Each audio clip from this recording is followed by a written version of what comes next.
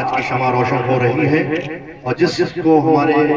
हर दिल अजीज सांसद जिस शमा को रोशन करते हैं उस बस्ती में नहीं बल्कि पूरे शहर की रोशनी फैल जाती है, क्योंकि हमारे दिवाली भी बहुत करीब है और ये शमा रोशनी का प्रतीक है। इस बस्ती में यहाँ पर जितने भी लोग हमारे हर दिल अजीज सांसद महबूब सांसद,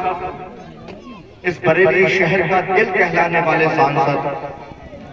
श्री संतोष कुमार गंगवार जी हमारे बीच मौजूद हैं। मैं उनसे दस्तबस्ता गुजारिश कर रहा हूं, दिल की गहराइयों के साथ गुजारिश कर रहा हूं कि वो तशरीफ लाए, क्योंकि उनको दूसरे कार्यक्रम में भी